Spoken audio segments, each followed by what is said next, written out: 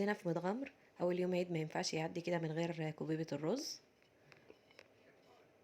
اللي لسه ما يعرفهاش يتابع الفيديو يلا عشان يشوف هنعملها مع بعض ازاي. بتتقدم بطريقتين، الطريقة السادة دي ممكن تتحمر كمان كده في الزيت. تابعوا الفيديو للاخر بقى علشان تعرفوا هنعملها مع بعض ازاي. ربع كيلو من اللحمة المفرومة، حزمة من الخضار، كزبرة على بقدونس، وبصلاية متوسطة، توابل مكتوبة عندك على الشاشة،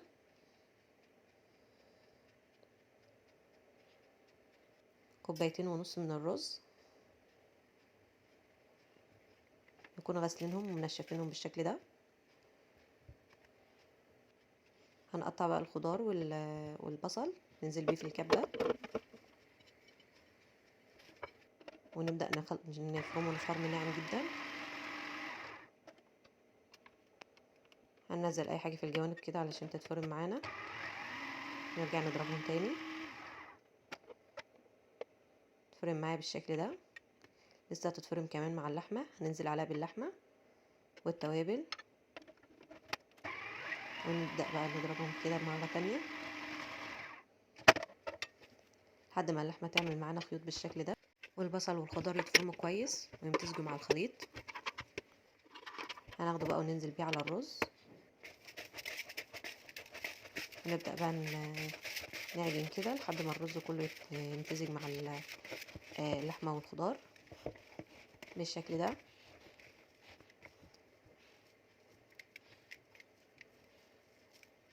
تكون مملكة كده. هناخدها بقى ونبدأ نشكلها حلة بقى وقطعي فيها طرنشات من الطماطم والفلفل والبطاطس. هنبدأ بقى نشكل الكوبيبة بتاعتنا. هناخد جزء كده ونعمله كورة بين ايدينا وبعدين نبدأ نبططه. عايزين السمك بتاعها يبقى يعني حوالي 1 سنتي، يعني لا حوالي نص سنتي، ما يبقاش تخين قوي علشان يستوي معاكي كويس. اهم حاجة ضغطي كده على الجزء اللي في النص عشان ده اكتر جزء ممكن ما يستويش. هنبدأ بقى نجمعها كده من الاطراف بحركة دائرية كده. خلاص كده جاهزة. هننزل بقى في الحلة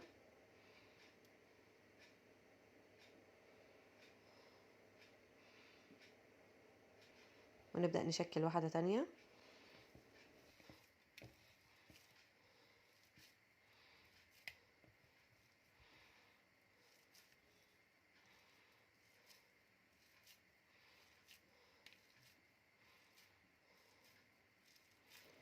ناخد جزء كده بين ايدينا ونبدأ نعمله كورة، بعدين نبدأ نبططه كده ما بين ايدينا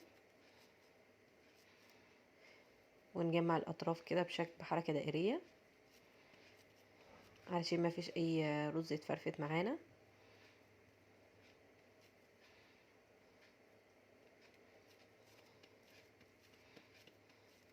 حاولي تضغطي عليها بس مش قوي علشان ما تطلعش معاكي مكتومة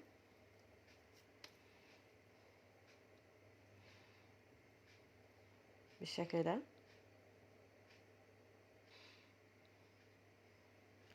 هنخلص بقى كل الكمية بنفس الطريقة.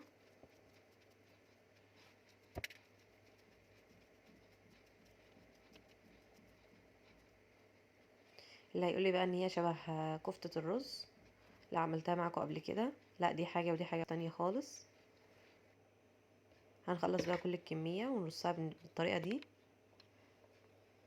الطريقة دي بتحافظ ان الكفتة بتاعتك ما تتهريش وانت بت...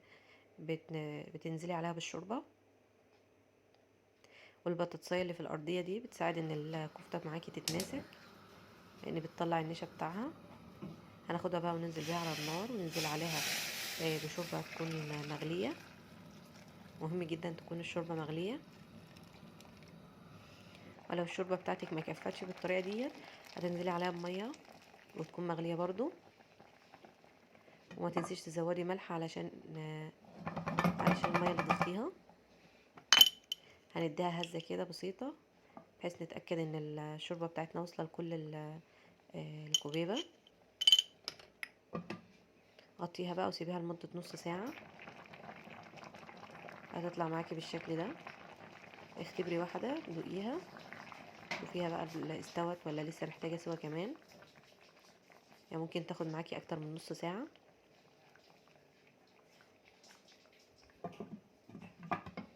بس كده قدميها بقى بالهنا والشفا. دي طريقة للتقديم، انا شخصيا بحبها بالطريقة دي تكون سادة كده، بس في ناس بتحبها متحمرة. يلا نشوف هنعملها ازاي. هتنزلي ببيضة او على حسب بقى الكمية اللي انت عايزة تحمريها. انزل عليها بربع معلقة من الملح او حسب الرغبة يعني، ورشة من الفلفل الاسود علشان زفرت البيض. هنبدأ بقى نخفق البيضة بتاعتنا كده مع الملح والفلفل الاسود. ننزل عليهم بربع كوباية من الدقيق وننخلهم كويس.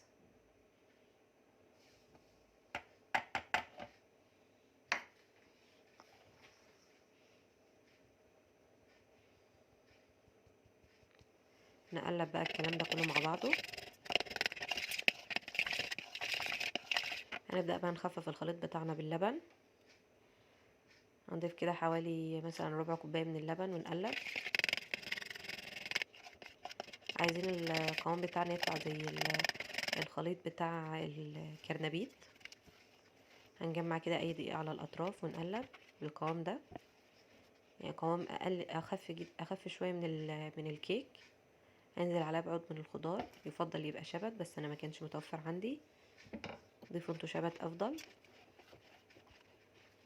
هناخد بقى الخليط بتاعنا والكوبيبه بتاعتنا وننزل بطاسه على النار فيها زيت. اول ما يسخن هنبدا بقى كده ننزل الكفته بتاعتنا في الخليط، نقلبها كده من كل الجوانب ونديها هزه كده علشان تنزل اي زيادات، عشان الزيادات ديت بتتفرفت في الزيت وتتحرق. هنعمل واحده تانية ونقلبها على الجنب التاني ونديها هزه كده عشان لو اي زيادات فيها تنزل، ننزل بيها في الزيت. حاول النار بتاعتك تكون متوسطه، يعني مش عاليه عشان ما تتحرقش منك بسرعه، ومش هاديه علشان ما الكوبيبه ما تشربش زيت كتير. هنسيبها بقى لحد ما تاخد لون ذهبي من الجنب الاولاني. يعني العمليه دي ما بتاخدش دقيقتين 3 بالكتير. هنبدا بقى نقلبها على الجنب التاني ونسيبها برضو تاخد لون ذهبي كده من الجنب التاني.